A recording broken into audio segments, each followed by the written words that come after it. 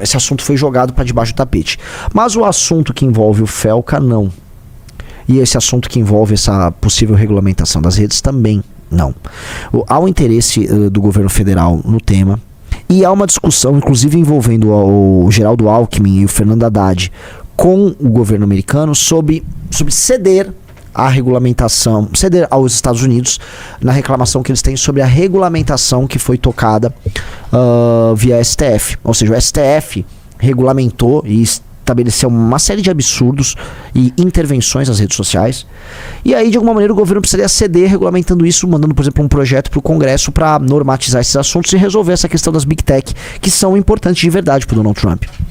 Eu acho curioso que após a implementação da taxação, o governo ele vá partir para uma linha de avançar nesse tensionamento com os Estados Unidos. Não sei se o Rafael Almeida Rizzo aqui, que está me acompanhando, concorda, né? Seria um aumento das tensões com o governo americano. E o que a gente tem aí como matéria da Folha, que acho que vai nos entregando algumas pistas, é isso aqui, ó. Lula diz que finaliza nesta quarta projeto de regulamentação de Big Techs após vídeo de Felca. Petista diz que Janja estava certo ao abordar tema com o líder da China, Xi Jinping. Como é que é? Então qual é a regulamentação? É o PL 2628, né? É um projeto próprio. Veja, a Janja se pronunciou. Janja volta a defender a regulamentação das redes sociais após vídeo de Felca sobre sexualização de menores e afirma que as redes sociais não são um ambiente seguro para crianças e adolescentes. Essa foi Janja, né? Que não foi eleita pra P nenhuma e que fica aí opinando como se fosse, né, uma rainha. Enfim, né? Eu acho isso tudo fascinante. Fascinante. Eles querem deliberar novamente sobre as redes sociais. Eles estão falando, né? Há uma discussão sobre um firewall aqui, né? Que, vamos dizer, cria aqui no Brasil uma espécie de uma lógica, um sistema próprio, invadindo prerrogativas das próprias redes sociais.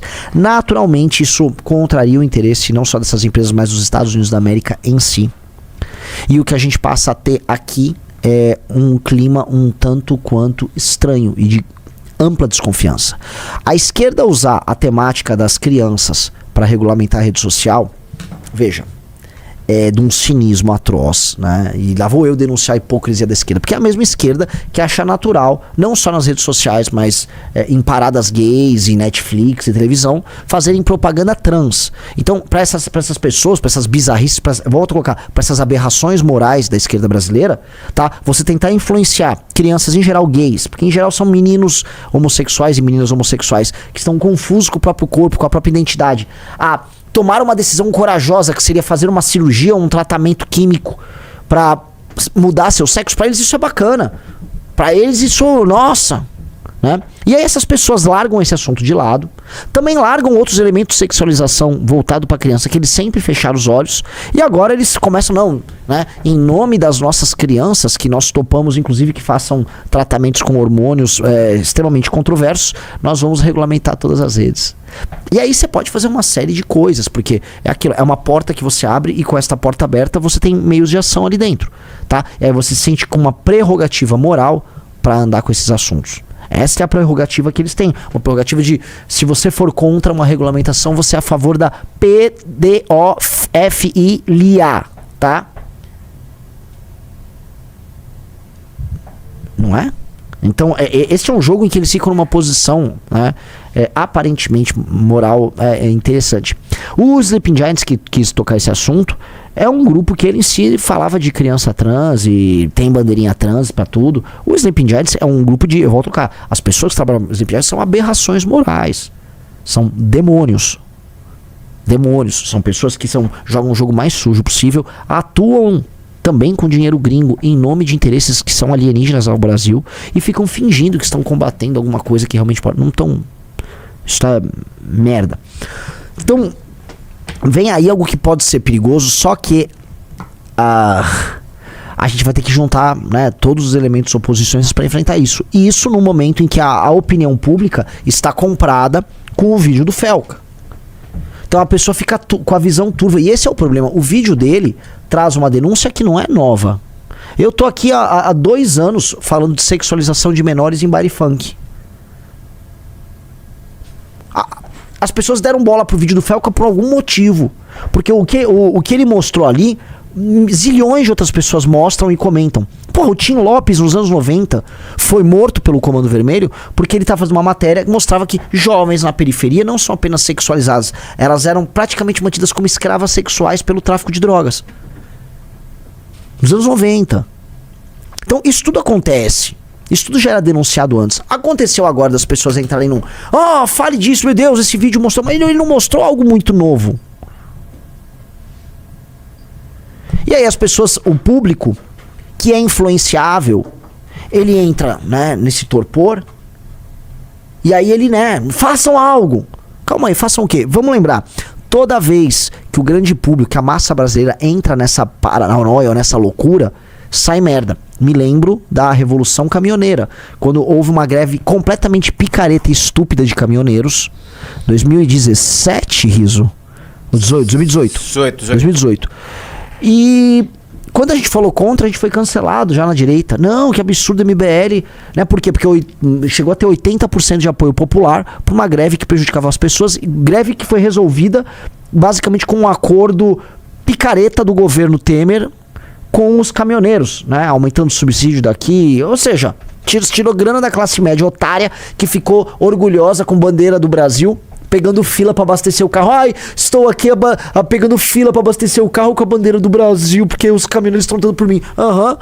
Bastou mandar umas migalhinhas lá pro caminhoneiro, o caminhoneiro abandonou a luta pelo Brasil. E os otários ficaram lá pegando fila. Então o brasileiro, quando entra na pira, né? E aí, vamos dizer, prosseguindo, a coisa começa a ficar interessante. Parece que, assim, a gente não tem uma legislação já muito dura sobre todos esses assuntos. Nós temos. Você já tem o Instituto da Criança e do Adolescente, o Estatuto da Criança e do Adolescente. Você tem lei, o Marco Civil já trata disso. O que você não tem é vontade do Estado em atuar em nada que envolva isso. O Estado não quer atuar. Quando aquela vagabunda daquela MC que usa aparelho... Qual é o nome daquela MC que usa aparelho? Pipoquinha. Ficar fazendo show pra menor... Vê se o Estado tava muito preocupado. Não! Se você denunciava, você era moralista. O moralismo, não sei o quê. O Estado poderia, via poder executivo, ter uma força-tarefa combatendo tudo isso, sem precisar agora a gente criar legislação nova nenhuma que envolva redes sociais. O Estado poderia muito bem atuar, porque esses crimes que são cometidos no mundo concreto e no mundo virtual são facilmente enquadráveis e você pode buscar, atuar e pegar. Por que diabos não agem? Por que diabos nunca agiram? É sempre a lógica. Pânico moral, esquerda comprou o assunto, e aí vem uma regulamentação de um outro tema sem tratar objetivamente desse. E aí nos lembramos. Qual o papel hoje do Estado, dessa vagabunda, dessa mulher casada com esse leproso fedendo a cachaça? Não vou usar nomes, mas eu acho que tá bem claro, né? A vagabunda casada com o leproso que fede a cachaça. Por que ela não tá preocupada com a sexualização de menores naquelas favelas que esse governo de merda entra pra ficar fazendo acordo com o tráfico? Por que a vagabunda casada com o pudim de cachaça não se preocupa justamente com a gravidez na adolescência que acontece nessas favelas? Ela não se preocupa. Não há preocupação nenhuma, isso pelo contrário. Eles fazem libelos, eles escrevem, né, textos, fazem discursos em homenagem à liberdade, não só do MC Oruan, mas todo MC, de organizar essas mesmas festas em que menores estão sendo sexualizadas, eu vou falar, abusadas sexualmente, por vezes sem nem perceber, à luz do dia. E isso sem prejuízo de prender aquele Haitalo e os pais daquela Camilinha, sem nenhum prejuízo. Isso era um ato de vontade do Poder Executivo, do Ministério da Justiça. Monte uma força-tarefa. O perfil Homem é Bom botou aí. O Arthur denunciou o Marajó e nada foi feito. O Arthur foi pra Marajó junto com o Faustino. Vamos lembrar. Ele foi lá. Ele mostrou que a mãe oferecia lá naquela ilha infernal de Marajó pra mostrar que o problema do Brasil é também o povo. Porque parece que o povo é bom. O povo é bom, pena que os... Não, o povo é uma merda também. Ele foi lá na ilha de Marajó, aquele pedaço de inferno na terra, e a mãe oferece a criança pra homem, pra marmanjo. O Arthur provou, ele mostrou. O que aconteceu? Tomou processo. Tomou processo. Foi aquele degenerado do canal Meteoro, aquela aberração humana, aquele sujeito feio que dá dó, né? Tomou um tapa da mãe quando nasceu, ficou todo deformado. Ficar insinuando que o Arthur poderia ter abusado daquelas moças. Você lembra disso? Vamos falar mais de... Parabéns, Rafael Mendes. Vamos lembrar aqui do Queer Museu? Da criança viada no Queer Museu? Dessas imagens de criança seminuas que eram... isso é arte. Porque um viado pedófilo... eu sou um artista, vou fazer aqui, ó... Aí era permitido. Então você criava toda a indústria da sexualização. Você valida a sexualização infantil como arte. E se você reclama, você tá querendo censurar. Veja, não fomos nós aí no Queer Museu fechar aquela exposição de merda. Hoje eu me arrependo. Queria eu ter ido lá tacar fogo naquela merda. Queria eu ter ido lá tacar fogo naquela merda. Naquele bando de bizarro. Uma das peças que tinha no Queer Museu era um macacão que você vestia para abraçar sua amiguinha ou seu amiguinho, em que a menina assumia um corpo do menino e o menino assumia um corpo de menina. E eles ficavam fazendo uma felação nova para se descobrir. Entendi. Todas essas coisas estavam acontecendo à luz do dia. Não precisavam de felca pra porra nenhuma. Eu não tô achando, Renan, mas eu lembro que tinha uma... Acho que isso aqui, ó. No MAN também, ó. O peladão do MAN? Mas era arte, né?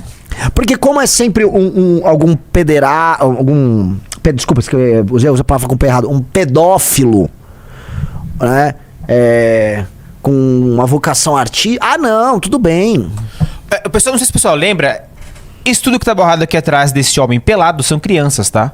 Nessa performance.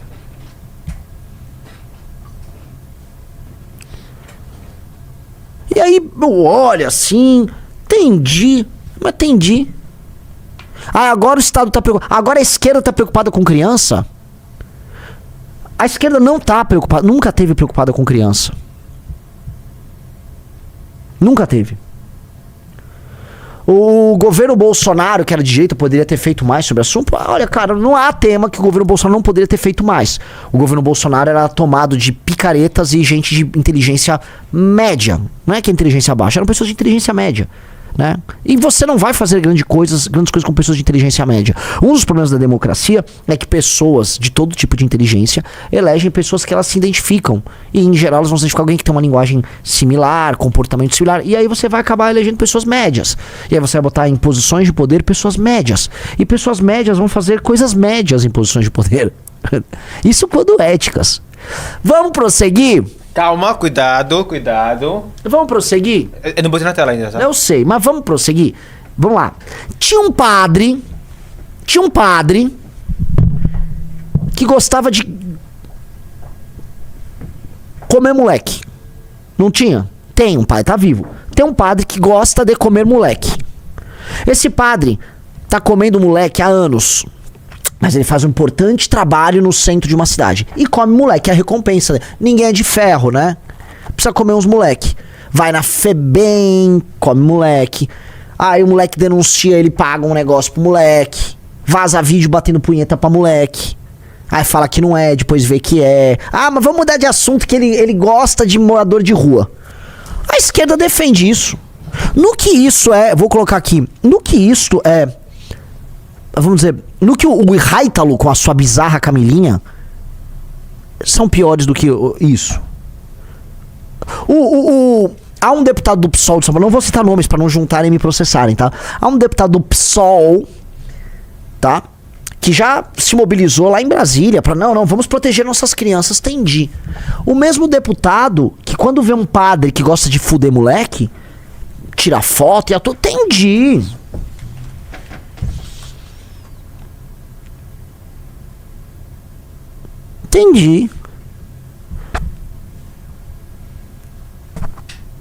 Entendi. Eu queria morar num país que o Queer Museu e a sexualização infantil definitivamente, assim, se tivesse... a arte, assim, mais 18, e se uma criança aparecesse lá, toda a curadoria, todo mundo que fez a curadoria do Queer Museu seria presa. Se uma criança botasse o pé num evento como o do Queer Museu, os curadores, os responsáveis pelo evento seriam presos. tá? Eu queria viver num país que padre que gosta de comer moleque estaria preso. Eu queria viver num país que realmente, né, a Camilinha e o Haitalo estivessem, ela não presa, né? Os pais dela presos, ela com um conselho tutelar sério, não esse conselho tutelar também tomado por degenerado, o Haitalo muito preso. Eu queria viver num país que MC e organizador de baile funk com menor terminam presos. Não é? Eu queria viver nesse país. E esse país meio que já tem as leis pra pegar isso tudo. Não tem vontade. Então não adianta pegar esse assunto e criar um pânico que pega, vamos colocar aqui, uma população retardada e que cai. Ah, agora eu só quero falar disso. E essa população pega e sai falando disso. Eu não acho que o Felca está agindo com ninguém. Eu só acho, galera, curioso, tá? Que essa turma da esquerda, formada por tarados, malucos, picaretas de toda sorte, esteja agora preocupada com sexualização de criança. O que a gente discorreu aqui, eu com a ajuda do meu querido amigo Rafael Rizzo, tá? É uma demonstração clara, cristalina, nítida, simples, tá? De que esses caras não se preocupam com esse assunto. Se preocupassem, quando o Arthur foi pra Ilha de Marajó junto com o Faustino mostrar o que aconteceu, estariam montando operação policial pra sair prendendo todo mundo na Ilha de Marajó. Mas pelo contrário, né? Ilha de Marajó, assim como o Pará, né, faz parte de um território que a gente só sabe que existe, o nosso dinheiro vai pra lá na região norte, em que as pessoas de bem que trabalham de verdade são maltratadas e parte da população é explorada, e essa população explorada, que nem sabe que é explorada, pratica entre si algumas das coisas mais bizarras, que é o que a gente viu na Ilha de Marajó. O problema da Ilha de Marajó não é o governante, não é a polícia, tá? É o povo. Ninguém obrigou a mãe a oferecer filha pra forasteiro comer na Ilha de Marajó. É a mãe que oferece a filha. Sacou? É o povo, tem um problema de povo lá. E mas Renan, você é líder de um partido político, e aí? Eu vou vender a consciência e vou ficar falando, não, é um povo maravilhoso lá na Ilha de Marajó, ele só o quê? Só é coisa muito antiga. Vamos colocar aqui, assim, a humanidade já sabe que você ficar oferecendo filha pra forasteiro é um negócio velho, né? É um negócio, assim, errado há muito tempo. Né? Não chegou esse conhecimento lá?